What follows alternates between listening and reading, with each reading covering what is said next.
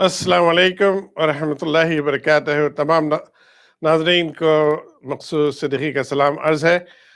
گفتگو جاری ہے اس ماہ مبارک جو کہ آج 14 شعبان ہو چکی ہے۔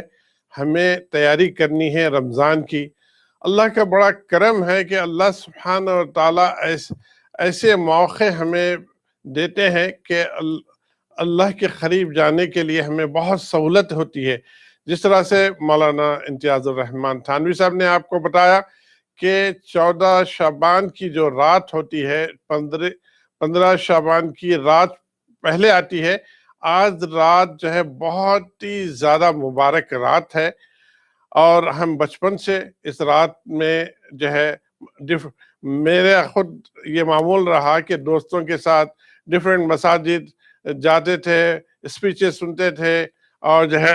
پتا کرتے تھے کہ کون سی مسجد میں کون سے مولانا اسپیچ دے رہے ہیں۔ ہم گھومتے پھرتے تھے، آدھی رات ہم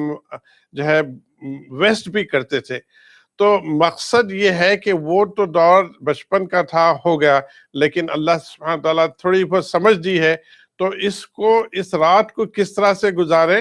بجائے مساجد کے اللہ کے نبی صلی اللہ علیہ وسلم کا معمول یہ رہا کہ فرض نماز پڑھنے کے بعد اپنی سنتیں اور نوافل گھر جا کے پڑھا کرتے تھے۔ ہمیں بھی چاہیے کہ گھر میں بیٹھ کر اچھی طرح سے وضو کریں، ماحول کو صحیح رکھیں، اور پھر جو ہے اللہ کا ذکر کر کے وہ پہلے تو فرض نماز پڑھیں، عشاء کی نماز پڑھیں، اور پھر جو ہے سنتیں اور اس کے بعد نوافل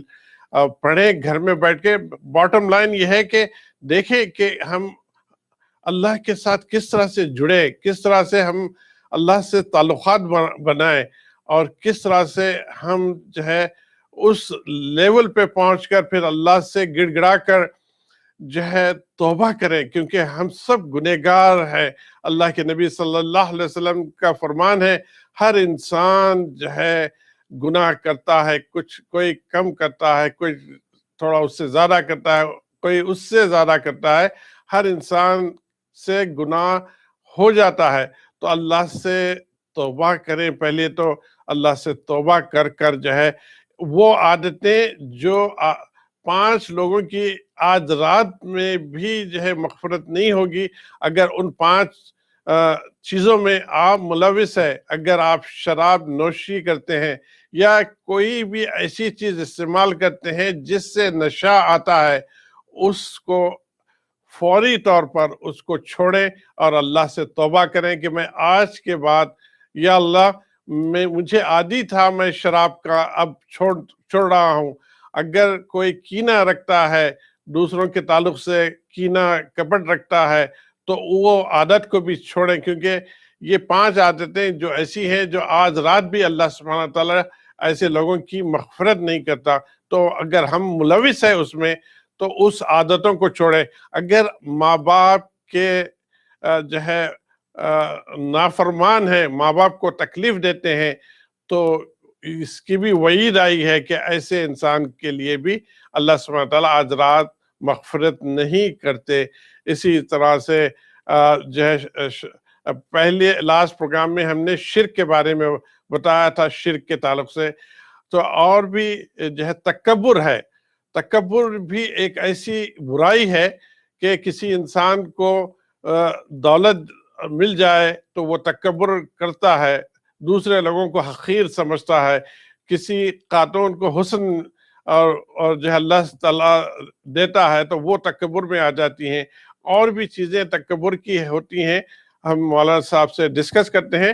فی الحال مولانا امتیاز الرحمن تھانوی صاحب سے سوال کرتے ہیں، جناب یہ بتائیے کہ شراب نوشی اس وطن میں ہم رہتے ہیں بہت عام ہو چکی ہے شراب نوشی، اور ہمارے مسلمان بچے بھی اور کچھ بڑے بھی اس عادت میں قبول کر چکے ہیں، شراب پینا شروع کر دیے ہیں۔ ہمارے بچوں کو اور بڑوں کو کس طرح سے ہم شراب کے تعلق سے جو اللہ کا حکم ہے، اللہ سبحانہ و تعالیٰ نے ڈیفرنٹ لیول پہ 3 ڈیفرنٹ جگہ قرآن مجید میں یہ حکم دیا ہے، اور اس لیول کو بتا کر پھر بتائیے کہ اس کی حرمت کیا ہے۔ بسم اللہ الرحمن الرحیم۔ میں سمجھتا ہوں کہ آپ نے جن موضوعات پر گفتگو کرنے کے لیے کہا ہے کافی ان کے بارے میں کہہ دیا ہے۔ میں ایک دو حدیثیں ذرا پہلے فنش کر دوں، اسی رات کے حوالے سے انشاءاللہ اس موضوع پہ آتا ہوں، اور وہ یہ ہے کہ جناب رسول اللہ صلی اللہ علیہ وسلم کا یہ بھی ارشاد ہے کہ اس رات میں جو آئندہ سال میں ہونے والے واقعات ہیں، یعنی کون پیدا ہوگا وہ بھی بتا دیا جاتا ہے، ملائکہ کو بتا دیا جاتا ہے کہ کون دنیا میں آئے گا، کون دنیا سے جائے گا، کس کو کتنا رزق ملے گا، کس کی کتنی صحت ہے، کتنی تندرستی ہے۔ وہ یہ ساری چیزیں گویا یوں سمجھیے کہ احکامات تو پہلے موجود ہیں، لیکن جیسے ایک سالانہ بجٹ ہوتا ہے، ہر حکومت اس کو بناتی ہے، بتاتی ہے، اسی طریقے سے گویا آئندہ سال کا جو بجٹ ہے یا آئندہ سال میں آنے والے پیش آنے والے جو حادثات ہیں، واقعات ہیں، وہ سب ملائکہ کے حوالے کر دیے جاتے ہیں۔ بتا دیا جاتا ہے کس نے دنیا سے جانا ہے، کس نے دنیا میں آنا ہے، کس کو کتنا رزق ملنا ہے، آئندہ سال کون کتنی بیماری کی زندگی کاٹے گا، کتنی صحت ہوگی، تو تمام وہ بھی حدیث میں آتا ہے کہ بتا دیا جاتا ہے۔ اسی طرح ہمارے اعمال جو ہوتے ہیں وہ بھی آسمان دنیا کی طرف اٹھائے جاتے ہیں۔ اسی لیے جو ایک تو عمل جاگنے کا ہے، اور دوسرا عمل جو معمول ہے وہ ہے رسول اللہ صلی اللہ علیہ وسلم کا روزہ رکھنے کا بھی۔ یہاں ایک بات بڑی اہم ہے، وہ بھی یاد رکھیں کہ ایام 20 کے روزے جو ہیں جناب رسول اللہ صلی اللہ علیہ وسلم نے ان کے رکھنے کا بھی ہمیں حکم فرمایا ہے، اگرچہ وہ فرض نہیں ہیں، واجب نہیں ہے، یا سنت موقدہ کے درجے میں نہیں ہے، لیکن بہرحال آپ کا ایک معمول مبارک یہ ضرور تھا کہ آپ 13، 14، 15 یہ 3 روزے رکھا کرتے تھے۔ ان کو ایام 20 کہا جاتا ہے، ہماری جو ٹرمینالوجی ہے شریعت کی، ان کو ایام 20 کہا جاتا ہے۔ اس میں تو اگر یہ 15 شعبان کا روزہ آ رہا ہے، اگر اللہ ہمیں توفیق دیتا تو گویا ہم 13، 14، 15 3 روزے بھی رکھتے، ایام 20 کے روزے رکھنے کا ثواب بھی ملتا، اور یہ بھی پھر حدیث میں یہ بھی کرتا ہے کہ جناب رسالت میں آپ صلی اللہ علیہ وسلم نے ارشاد فرمایا کہ میں روزہ اس لیے رکھتا ہوں کہ جب میرے اعمال اللہ کی طرف اللہ کے سامنے پیش ہو اور میری آئندہ سال کا جو بجٹ میرا تیار ہو، تو میں اس حالت میں ہوں کہ روزے کی حالت میں ہوں۔ جی ماشاءاللہ۔ ایک دوسرا عمل یہ بھی ہے کہ ہم روزہ رکھیں۔ بہرحال اس کے بعد جو باقی چیزیں ہیں جو ہم غالباً پچھلی مرتبہ آپ نے ذکر بھی کیا تھا، چراغاں کرنا اور پھلجھڑیاں چلانا اور یہ کرنا، یہ سب رسومات ہیں، اصل چیز عبادت ہے اور روزہ ہے۔ اب اس کے بعد جو آپ نے سوال فرمایا شراب کے متعلق، تو آپ نے خود ارشاد فرما دیا، بعضوں نے 5 لوگوں کا ذکر کیا، بعضوں نے زیادہ کا بھی ذکر کیا ہے روایات کو ملانے کے بعد۔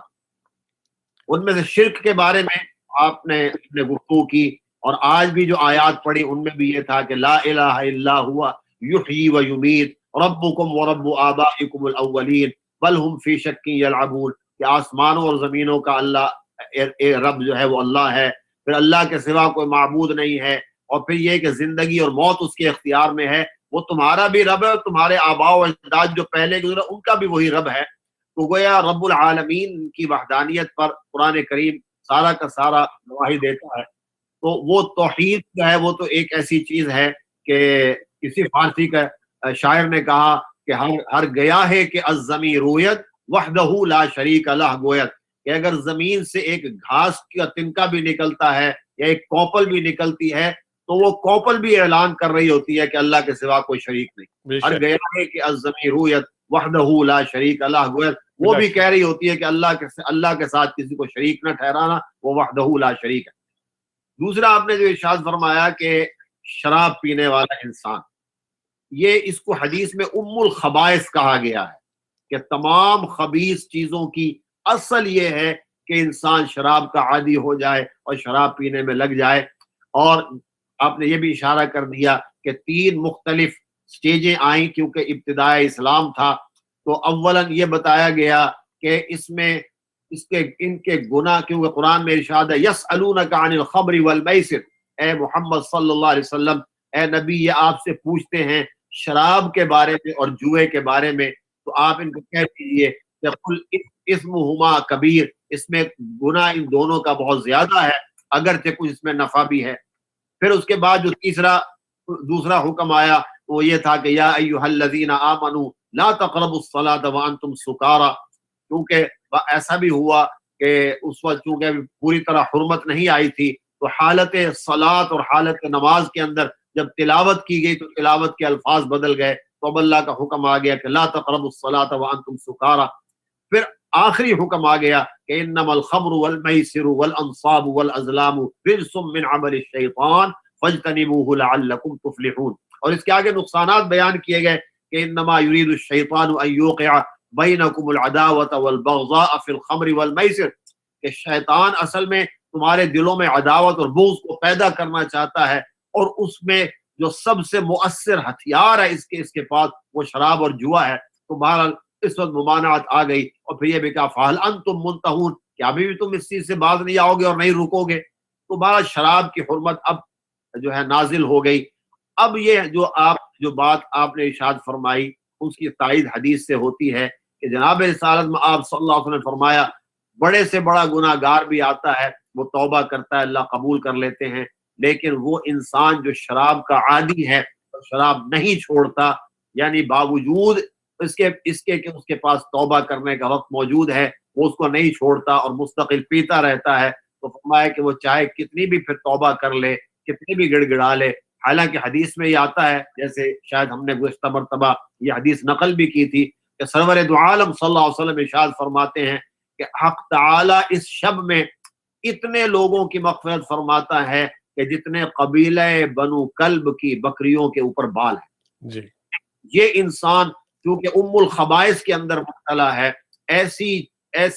ایسا عمل کر رہا ہے کہ جو اللہ کو انتہائی ناپسندیدہ ہے، تو فرمایا کہ اس کی مغفرت نہیں ہوگی تا وقت کہ یہ مکمل طور پر تائب ہو جائے اور شراب کو پینا چھوڑ دے۔ جب یہ چھوڑ دے گا تو پھر اس کے عمل بھی قبول ہوں گے، نماز بھی قبول ہو جائے گی، روزے بھی قبول ہو جائیں گے۔ جی مولانا صاحب، اب